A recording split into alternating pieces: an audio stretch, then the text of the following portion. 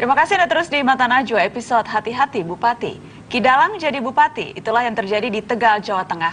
Dalang Beling Ki Entus Susmono belum lama ini dilantik menjadi bupati dan harus siap terjun ke dunia politik. Jika tak hati-hati, akan mudah tergelincir. 8 Januari 2014 menjadi hari bersejarah dalam tata pemerintahan daerah.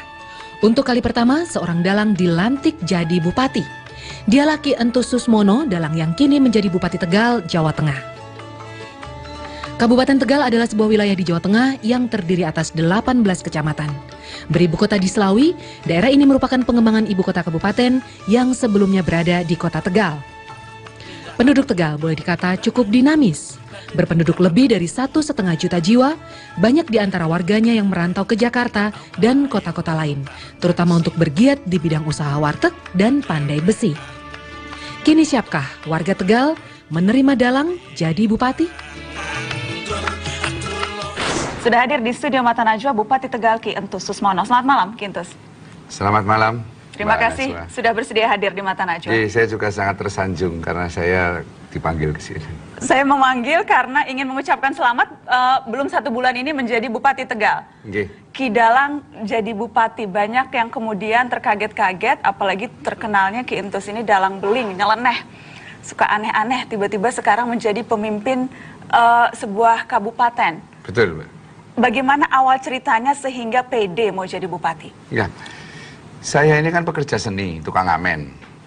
Nah, ideal dari sebuah kesenian itu ada 2. Yang pertama adalah memberi kritik terhadap pemerintahan atas ketimpangan-ketimpangan. Kemudian yang kedua adalah memberikan pesan moral terhadap para penikmat keseniannya itu.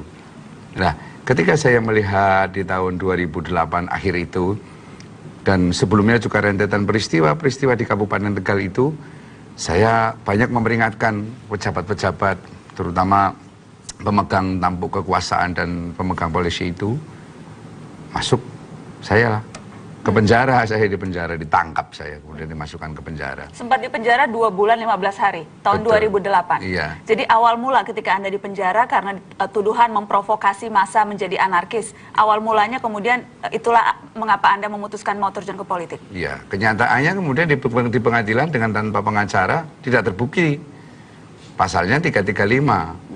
Bukan provokasi, bukan perusakan, tapi 335, perbuatan tidak menyenangkan. Sebelumnya pun Anda sudah sempat persiapan seperti apa? Belajar tentang demografi Tegal, kemudian mengetahui apa saja prioritas pembangunan di sana dan sebagainya. Persiapan Ki Entus yang dulunya dalang dan sekarang masih tetap ngedalang. Saya melihat ada membawa peralatan dalang. Itu persiapannya sejauh mana?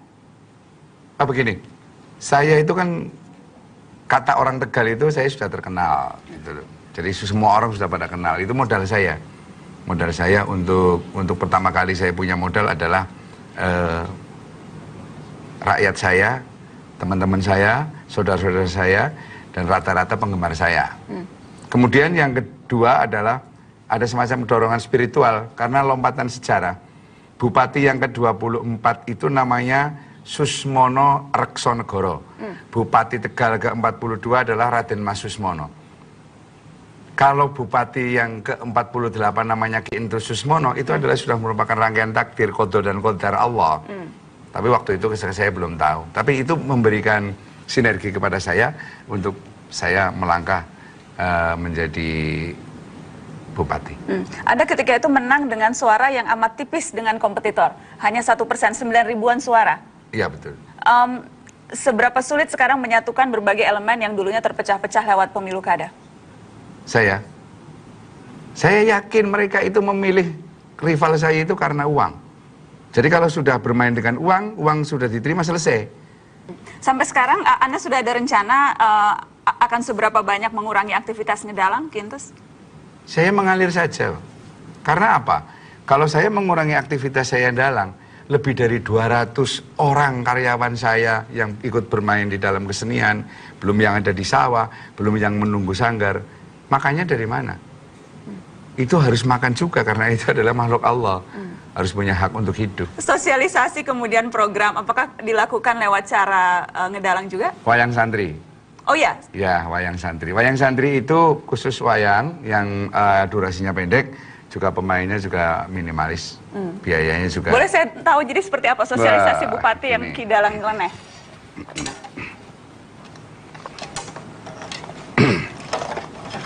Ini namanya siapa, Ki? Saya Lupit.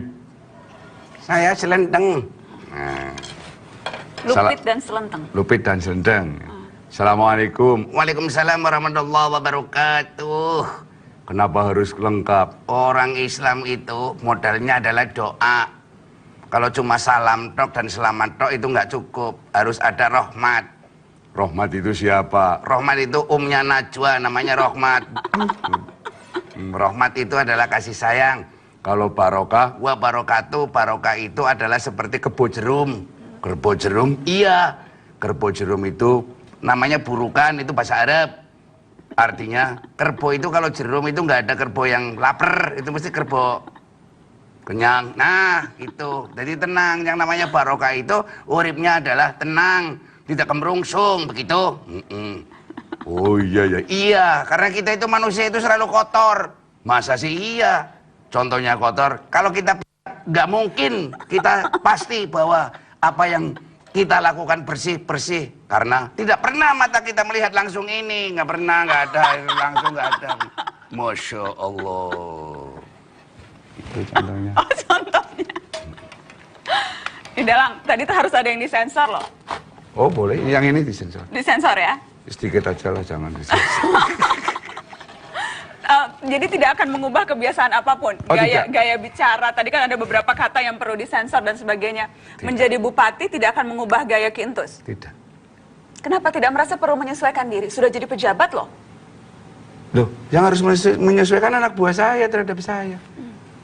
Kenapa? Filosofinya kenapa tuh? Kenapa malah justru orang lain yang harus menyesuaikan diri dengan bupati? Kulukum ro'in, maskulun arro'iyati.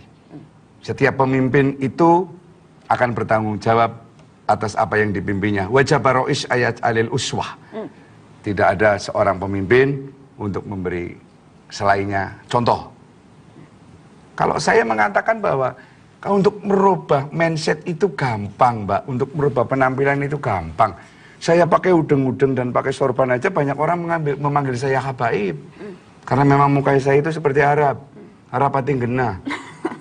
Tetapi untuk merubah perilaku, kebiasaan-kebiasaan para SKPD, kebiasaan-kebiasaan untuk seorang bupati yang tanpa kontrol, itulah yang harus dirubah, bukan perilaku, kemudian penampilan dan perkataan. Nah, lewat cara apa kemudian? Kanjeng Nabi itu dikawal oleh malaikat Jibril. Saya melakukan MOU dengan yudikatif. Karena eksekutif, legislatif, yudikatif harus bareng berjalan seperti Trisula pengadilan. Jadi Anda MOU resmi nih? Resmi, Kabupaten Tegal, resmi. MOU dengan? KPK dong. Dengan KPK? Terus kemudian BPK dong. Terus Apa kemudian, persisnya yang Anda harapkan dari lembaga-lembaga itu, KPK maupun BPK? begini, setiap manusia itu punya kelemahan. Tulisan yang namanya hati-hati bupati itu pas.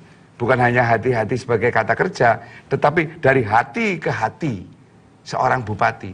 Memimpin dengan hati. Mata saja, Mbak. Kalau kita kemudian ke acara wong Tegal ngomong kayak ndelengang ngomong mata koyor, hanya cuma mata. Hanya cuma mata. Akan terjadi mindset thinking. Mata kita nggak sempurna. Apa yang ingin Anda katakan? Ki? Mata hati. Kalau kita berbicara tentang masalah mata hati, hati seorang garong, hati seorang maling pun mengatakan bahwa apa yang saya kerjakan adalah